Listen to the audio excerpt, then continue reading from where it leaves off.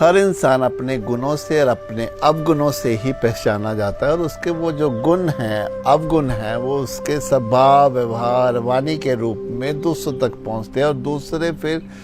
हमारा जो आकलन है वो हमारे व्यवहार से ही करते हैं कि हमने जीवन में क्या कमाया है, आज हम जीवन में कहाँ पे खड़े हैं। और सबसे पहले व्यवहार तो हमारे घर से ही शुरू होता है। अगर बड़ों के लिए हमारे ही मन में सम्मान नहीं है तो हम किसी को भी सम्मान जीवन में नहीं दे सकते और हमें सम्मान दूसरों से मिलेगा भी नहीं। अगर हम छोटों से प्यार से बात नहीं करते तो फिर हम किसी से भी बाहर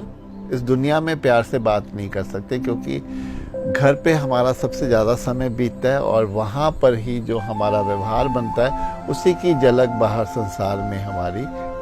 दिखने लगती है, जाने लगती है। अब अगर हम अपना व्यवहार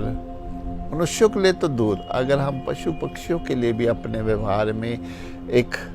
विनम्रता नहीं रखते, शालीनता नहीं रखते, करुणा नहीं रखते उनके लिए, तो डेफिनेटली हम कभी भी अध्यात्म के मार्ग पर नहीं चल सकते। तो यहाँ मैं कह सकता हूँ कि सबसे पहला हमारी जो तब्दीली है,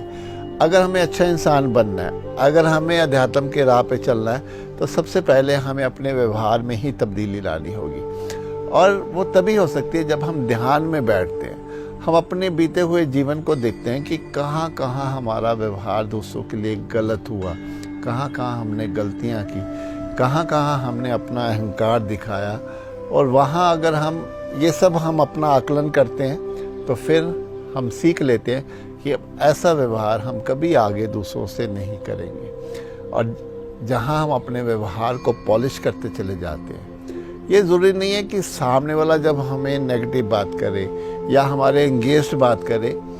तब हमें उसको ऐसा ही जवाब देना है। तब सबसे ज़्यादा ज़रूरत होती है अपने व्यवहार में बैलेंस करने की, कि हम कितने शांत हैं, हम कितने समझदार हैं कि हमें सामने वाले को क्या जवाब देना है।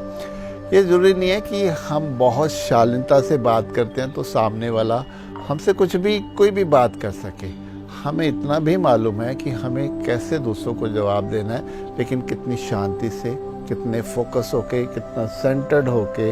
और अगर हम अपने जीवन में अपने व्यवहार से शुरू करते हैं तो फिर डेफिनेटली एक समय ऐसे आता है कि हमारा चरित्र, हमारा व्यक्तित्व इतना स्ट्रांग होने लगता है कि दूसरे हमसे आकर्षित होने लगते हैं, हमारे पास वो बैठने को उत्सुक होते हैं, हमसे अपने जीवन को शेयर करने के लिए उत्सुक होते हैं। तो फिर मैं कह सकता हूँ कि ये मौका है, ये जीवन जो हमें मिला है,